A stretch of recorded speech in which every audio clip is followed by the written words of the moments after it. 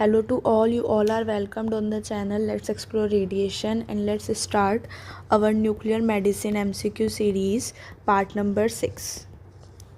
जो बाकी के प्रीवियस पार्ट्स है वो चैनल पे अपलोड हो चुके हैं विद एक्सप्लेनेशन. अगर कोई भी इशू है तो आप पर्टिकुलर वीडियो के नीचे कमेंट सेक्शन में कमेंट कर सकते हो जो भी आपका डाउट है.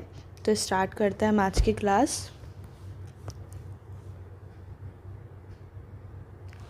आज का फर्स्ट क्वेश्चन है, in a crystal scintillation detector the size और amplitude of the electrical pulse is generally proportional to. क्या पूछ रहा है क्वेश्चन कि क्रिस्टल सेंटिलेशन डिटेक्टर में जो साइज और जो एम्पलीट्यूड होगा इलेक्ट्रिकल पल्स का वो डायरेक्टली किसके प्रोपोर्शनल होता है. ठीक है, generally proportional to gamma photon energy, number of light photons both A and B, या फिर नंबर ऑफ गामा फोटोन्स. देखो, अगर हम बात करें क्रिस्टल सेंटिलेशन डिटेक्टर की तो उसके अंदर जो पल्स एम्पलीट्यूड होता है, ठीक है, उसके अंदर जो पल्स एम्पलीट्यूड होगा वो प्रोपोर्शनल होगा to the energy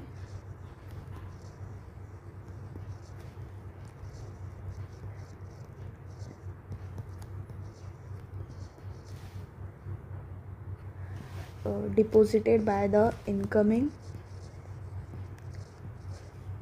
gamma photon. तो क्या हो जाएगा कि that energy is converted in the scintillator to a number of light photon. So the pulse is directly proportional to size, directly proportional to gamma energy and directly proportional to number of light photons. तो इसका answer क्या हो जाएगा, बिल्कुल both A and B, that is option number C, कि जो pulse का amplitude है वो साइज के डायरेक्टली प्रोपोर्शनल है, गामा और उस गामा एनर्जी के डायरेक्टली प्रोपोर्शनल है, और नंबर ऑफ लाइट फोटोन्स के भी डायरेक्टली प्रोपोर्शनल है. नेक्स्ट क्वेश्चन है, what will be the oxidation state of technetium in technetium DTPA compound. ये क्या पूछ रहा है क्वेश्चन कि टेक्नीशियम DTPA कंपाउंड में टेक्नीशियम की ऑक्सीडेशन स्टेट क्या है. तो क्या हो जाएगी इसकी ऑक्सीडेशन स्टेट +5. ठीक है, in this chelate complex technetium DTPA use कब होता है. ये एक चिलेट कॉम्प्लेक्स है जो कि यूज होता है रीनल इमेजिंग में.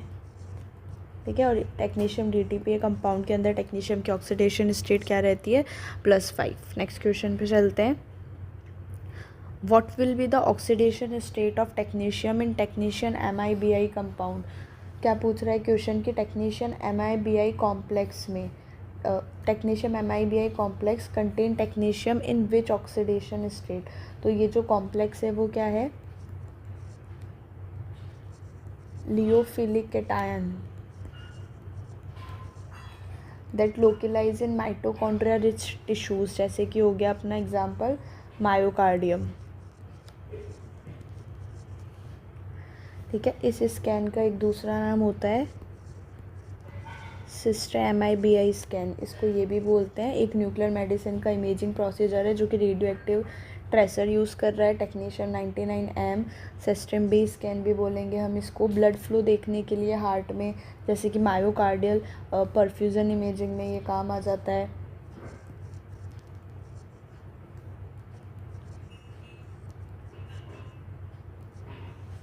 ठीक है, और लियोफिलिक का मतलब क्या हो जाएगा कि ये फैट सॉल्युबल है.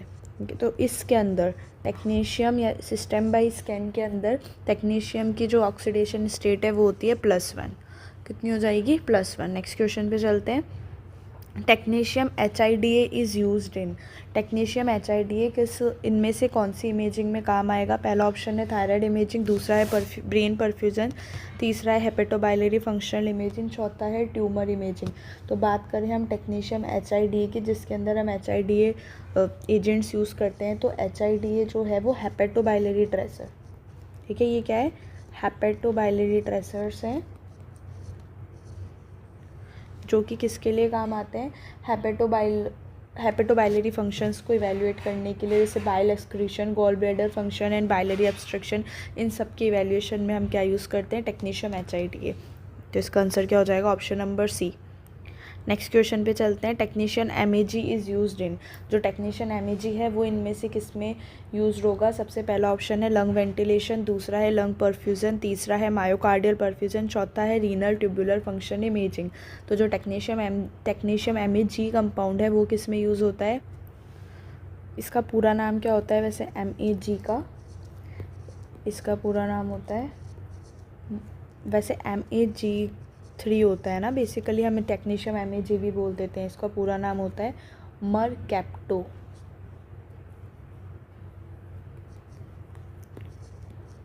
मरकैप्टो एसिटाइल ट्राइग्लिसरीन, ठीक है, ये इसका पूरा नाम है।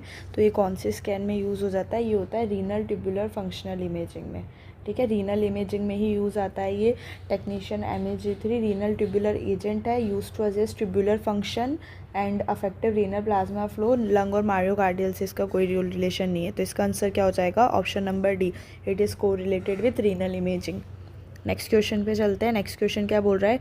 Technetium phytate is used in, technetium phytate किस में यूज्ड होता है? पहला ऑप्शन है लीवर इमेजिंग, दूसरा है RES इमेजिंग, तीसरा है थायराइड इमेजिंग, चौथा है ट्यूमर इमेजिंग। तो क्या हो जाएगा इसका आंसर? भाई जो टेक्नीशियम फाइटेट है वो किसके लिए यूज़ होता है? तो टेक्नीशियम फाइटेट और टेक्नीशियम सल्फर कोलॉइड, ये टेक्नीशियम फाइटेट और टेक्नीशियम सल्फेट कोलाइड, ये लोकेलाइज होते हैं कहाँ पे? RES क्या हो जाता है?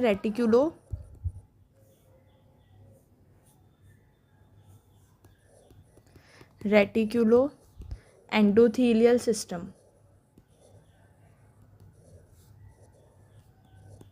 इट इज़ लिवर स्प्लीन आ जाएगी इस सिस्टम में।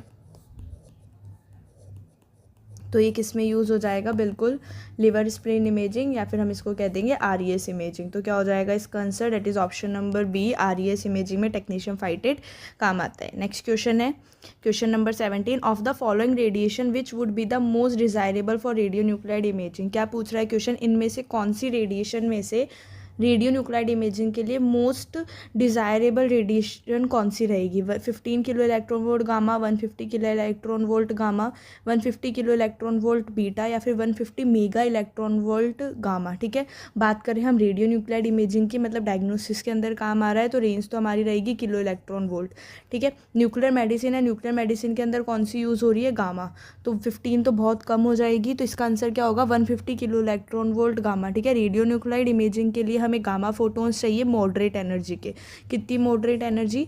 100 to 200 किलो इलेक्ट्रॉन वोल्ट। ये पेनिट्रेट कर लेगी टिश्यू को और एफिशिएंट रहेगी सिंटिलेट कैमरा से डिटेक्ट करने के लिए, ठीक है। 15 किलो इलेक्ट्रॉन वोल्ट तो क्या हो जाएगा? बहुत ईजिली एब्जॉर्ब और स्कैटर हो जाएगा। बीटा जो पार्टिकल्स है वो सूटेबल नहीं होते इमेजिंग के लिए। और 150 मेगा इलेक्ट्रॉन वोल्ट तो बहुत ज़्यादा पेनिट्रेटिंग हो जाएगा और इम्प्रैक्टिकल हो जाएगा डिटेक्ट करने के लिए। तो इसका आंसर क्या हो जाएगा? Option number B. Next question पे चलते हैं। It is the mechanism of uptake with pertechnetate. क्या होगा यहाँ पे? वॉट, ठीक है। What is the mechanism of uptake with pertechnetate? क्या पूछ रहा है क्वेश्चन? कौन सा मैकेनिज्म है परटेक्नेटेड को अपटेक करने का? Passive diffusion, active transport, capillary blockade, या फिर केमिजॉर्प्शन। तो क्या हो जाएगा इसका सब? परटेक्नेट क्या होता है? परटेक्नेट टेक्नीशियम सर, ये क्या है हमारा परटेक्नेट? ये taken up by the thyroid via, यही पूछ रहा है भाई, वाया थायराइड इसको अपटेक तो हो रहा है, लेकिन कौन से मेथड के थ्रू? तो क्या हो जाएगा इसका आंसर? वाया सोडियम आयोडाइड सिम्पोर्टर, ठीक है। वाया सोडियम आयोडाइड सिम्पोर्टर क्या हो जाएगा? ये एक्टिव ट्रांसपोर्ट। तो क्या हो जाएगा इसका आंसर? ऑप्शन नंबर बी, ठीक है। What is the mechanism of uptake with pertechnetate? Pertechnetate का अपडेट कौन कर रहा है? थायराइड इमेजिंग में via sodium iodide symporter through the active transporter. Next question है, what is the mechanism of uptake with technetium sulphur chloride? क्या बोल रहा है क्वेश्चन कि अगर अपटेक हो रहा है अब यहाँ पे टेक्नीशियम सल्फर क्लोराइड का, तो क्या मैकेनिज्म रहेगा? पहला ऑप्शन है compartmental localisation, phagocytosis, capillary blockade, या फिल्ट्रेशन, ठीक है। तो टेक्नीशियम सल्फर क्लोराइड पार्टिकल्स की अगर मैं बात करूँ तो ये रिमूव्ड हो जाएगा फ्रॉम सर्कुलेशन, ठीक है। Remove from circulation by phagocytic cells of reticulo endothelial system. अभी मैंने बताया था पहले वाले क्वेश्चन में, टेक्नीशियम सल्फर क्लोराइड जो है वो भी रेटिक्यूलो एंडोथीलियल सिस्टम जैसे कि लिवर स्प्लीन वगैरह से एंडोथीलियल सिस्टम में लिवर स्प्लीन ऑर्गन्स इंक्लूड हो जाते हैं। तो मैकेनिज्म क्या होता है इसका, फैगोसाइटोसिस, ठीक है। Through the phagocytic cells of the रेटो endothelial system, और फैगोसाइटिक सेल्स कौन से हो जाएंगे, आरईएस में। अगर मैं बात करूँ लिवर में, तो लिवर में तो हो जाएंगे कफर सेल्स, ठीक है। और स्प्लीन की अगर मैं बात करूँ तो स्प्लीन में हो जाएंगे मैक्रोफेजेस सेल्स, ठीक है। नेक्स्ट क्वेश्चन पे चलते हैं। नेक्स्ट क्वेश्चन है अपना, a patient is to undergo a multiple gated cardiac blood pool study with the heart cycle divided in 20 frames. The patient is in normal sinus rhythm and has a heart rate of 68 breath per minute. The computer should lock in at what time per frame for this study. क्या पूछ रहा है question कि भाई, question बोल रहा है जो हार्ट रेट है वो तो कितनी है, 68 बीट्स पर मिनट, ठीक है। और वन कार्डियक साइकिल में अगर मैं बात करूं, वन कार्डियक साइकिल में तो क्या हो जाएगा भाई, 60/68, है ना, कि भाई 1 मिनट में इतनी है तो 0.88 कुछ सेकंड्स आ जाएंगे। अब इसको अगर मैं डिवाइड कर दूंगी इंटू 20 फ्रेम्स, मतलब 0.88 को भी अगर मैं डिवाइड कर देती हूँ 20 फ्रेम्स में, तो हमारे पास आंसर क्या आ जाएगा, 0.044, that is 44 millisecond per frame, that is 44 millisecond. यही पूछ रहा था क्वेश्चन, एक पेशेंट है जिसका म्यूगा स्कैन होने जा रहा है, ठीक है। मल्टीपल गेटेड जो होता है ना स्कैन, उसको हम क्या बोल देते हैं, मल्टीपल गेटेड एक्वाइजेशन स्कैन, तो ये मूगा स्कैन बोल देते हैं, जो कार्डियक इमेजिंग में करते हैं।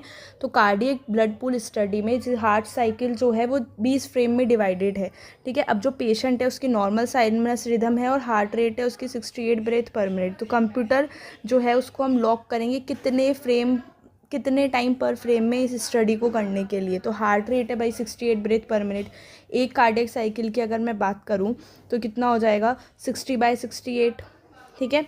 तो क्या हो गया, 0.88 सेकेंड्स। अब मैं 0.88 को भी अगर डिवाइड कर दूंगी 20 से, तो हमारे पास क्या आ जाएगा, 0.044 आंसर आ रहा है। अगर मैं इसको मिली सेकेंड्स में लिख देंगे हम इसको, तो 44 मिली सेकेंड पर फ्रेम। तो क्या हो जाएगा इसका आंसर, ऑप्शन नंबर ए, ठीक है।